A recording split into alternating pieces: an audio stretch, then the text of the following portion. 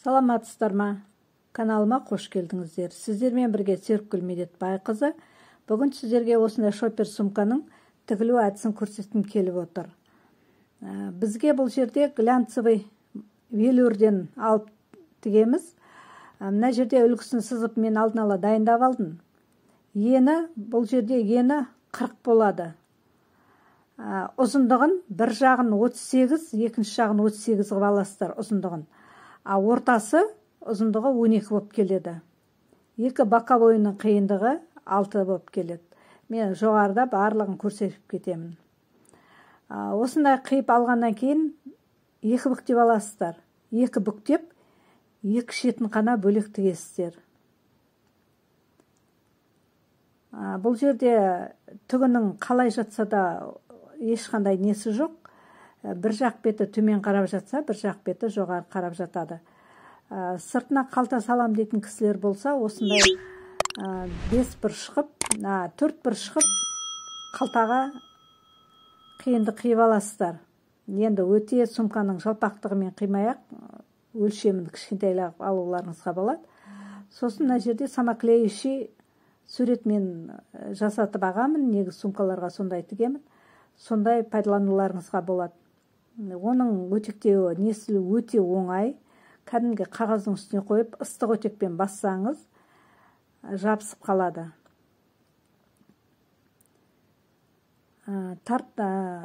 Бетінде клеенкасын алатын кезде жаймен абайлап аласыздар.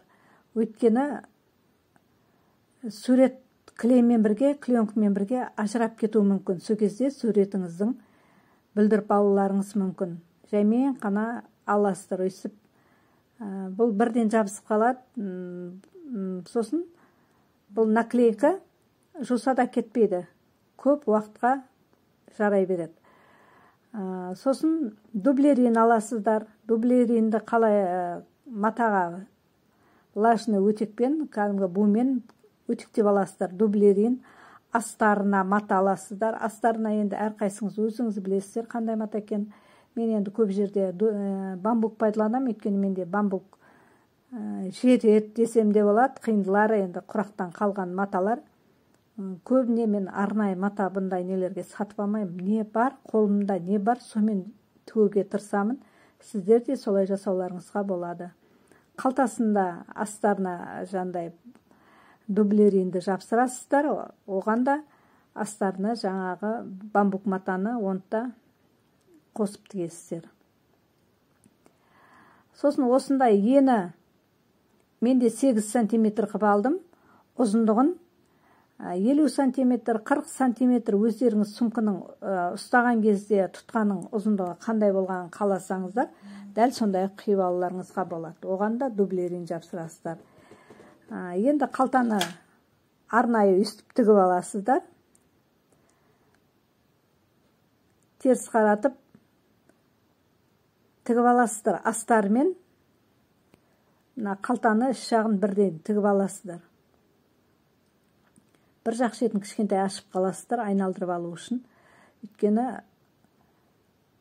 мінеке осындай айналдырып, матаның бетіне қойып, 4 бұрышына лента. Енді мен көп жерде осындай үйде лента болғаннан кейін пайдалана беруді жақсы ондатам.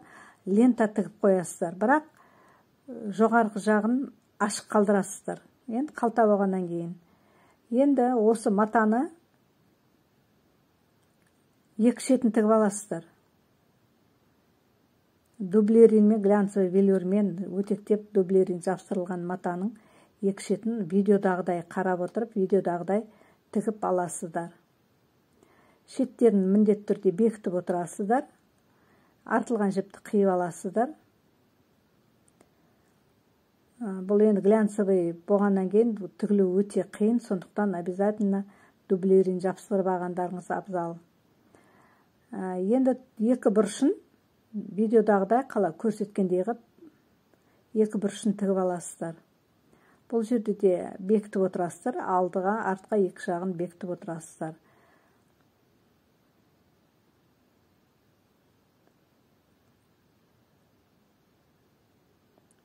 Артылған маталар болса қиып алып тастайсыздар. осындай болып шықты. Астарында дәл сондай қып, жаңа көрсеткендей қып тігіп аласыздар астарында. Сол астарын теріс қаратқан күйі дайын болған қалтаның ішіне саласыздар. Енді астарын тігу үшін мен де бұл жерде жаңа лентаны пайдаландым. Қазақи ою бар лентаны пайдаландым. Ол үшін кәдімгідей түйреуішпен түйреп аласыздар, немесе көктеп аласыздар. Енді әрқайсыңыз әрқалай жасауға болады. Көктеп алса да болады, түйресе де болады. Мынандай шамалы арасын сәл-сәл алшақтау қып түйреп отқандарыңыз абзал. Іш жағынан лентаны теріс қаратып, іш жағынан түйреп аласыздар.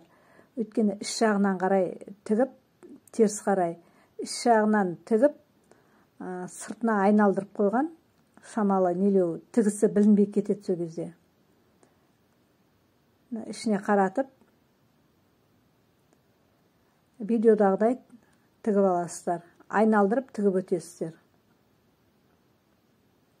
Енді бұл жерде кәдімгі өздеріңіз осы велюр матадан болсын, басқа қандай мата болсын, төбесіне жандай нетулеріңізге болады. Ол қолда не бар, содан жасай берулеріңізге болады. Кәдімгі көбісі қазіргі таңда дак матадан да тігіп жатады. Сондайдан көмкеріп тігулеріңізге де болады. Енді фантазияларыңызға байланысты кәдімгі матовый велюрден де пайдалануларыңызға болады. Плашовка материалдан да пайдалануларыңызға болады. Қазіргі шоппер, қазіргі таңда жастар көп істейді осы шоппер деген сумканы. Сосын осы сіздерге көрсетуді ұйғардым. Екі қолдарыңызбен жаймен ұстап отырып, қайырып отырып тігесіздер. Өйткені бұл кішкентай лента болғаннан кейін тігілу сәл қиындау болып жатыр. Сондықтан айналдырып, шеті шығып кетпес үшін қолмен қайта қайырып отырып тігесіздер.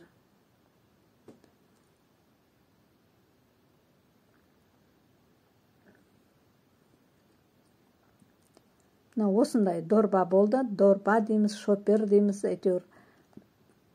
Мынау қалтасы, жегін өстіп, әдемлеп көмкеріп алдық. Іші кең болды. Енді жаңа дайындап алған тұтқасынан, лентадан ені 8 см, ұзындығы өздеріңіз білесіздер. Менде бұл жерде ұзындығы 50 см болып тұр. Бетіне теріс қайырып алып, бетіне лентаны тігесіздер. Қайратын кезде жаңа дублерин жапсырдыңыздар ғой, шамалы 1-2 см дублеринді алып тастап отырыңыздар. Өйткені қайырған кезде, қайырып көмкеріп тіккен кезде дублерин қалың болып кетеді. Сондықтан ине кірген кезде шамалы тастайлау болады, инені сындырып алуларыңыз ықтимал. Сондықтан қайырған кезде дублеринді алып тастап отырып қайырасыздар. Егер сумкаңызды сәл тастайлау болсын, сәл қаттылау болсын десеңіздер, ортасына фетр тігулеріңізге болады. Алдыңғы видеомды көрсеңіздер, ол жерде жауқазын сумканың ортасына мен фетр жапсырып тіккенмін. Дәл сондай қып, осы жерде де дәл сол фетрді пайдалануларыңызға болады. Егер сумкаңыз сәл қаттылау, қақиып тұрсын десеңіздер, сондай жасауға да болады. Енді бұл жерде шоппер көбіне жандай өйстіп қалтағып ұстайтын болғаннан кейін мен оны пайдаланған жоқпын. Дәл осындай қып, екі тұтқасында өйстіп тігіп аласыздар. Айналдырып тігіп отырасыздар. Мен тартып отырмасаңыздар, бұл бүрсіп қалады. Глянцевый мата деген сәл капризныйлау мата. Сондықтан екі қолдарыңызбен бекітіп ұстап отырасыздар. Каналға тіркеліп, лайк басып, комментарий қалдырудан ұмытып кетпеңіздер. Бұдан да келешекте бұдан да жақсы видеолармен бөлісетін боламын. Мастер-класстармен бөлісетін боламын. Мына осындай шопперді шамалы аяқтап келе жатырмыз. Екі шетіне өлшеп отырып тұтқа саласыздар. Түйреуішпен түйреп алдым біріншісін. Енді екіншісінде арт жағын түйреуішпен түйреп аласыздар. бірдей қоюларыңыз керек, өйткені алдыңғы беті сәл жаңдай 1-2 сантиметр алып кетсеңіздер, сөмкелеріңіз ұстаған кезде сәл қисайып тұрады. Сондықтан бірдей ғып, екі жақ тұтқанда бірдей ғып тіккендеріңіз абзал.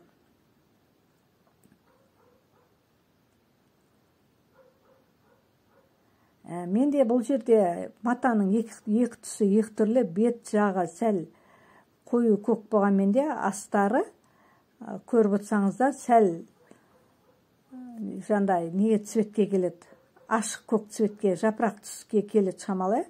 Сондықтан астыңғы түсін, жіптің астыңғы түсі бөлек та, үстіңгі түсі бөлек. Екі түс жіппен тігіп жатырмын, өйткені астын тіккен кезде матаның тігіс білінбеу керек. Бірнеше рет айналдырып, жаңа X құсатып тігіп аласыздар. Бірнеше рет айналдырып тігесіздер, тұтқаны жыртылып кету қаупі бар өйткені. Артық жіп қалдырмайсыздар, кішкентай жіп болса да қиып алып тастайсыздар. Осындай қып 4 жағында бірдей тігіп аласыздар. Артық жіптің бәрін қиып аласыздар. Мына осындай сөмке шықты. Енді өздеріңіздің қалауыңызбен замок салсаңыздар да болады, липучка салсаңыздар да болады. Бұл жерде мен қалтасына кнопка салдым. Өйткені менде қалтасын салатын кішкентай замок болмады. Осындай тұтқасы әдемі болды. Іші сәл кеңдеу болады. Видео ұнаса лайк басып, комментарий қалдырыңыздар. Әрине пікір қалдырып кетіңіздер.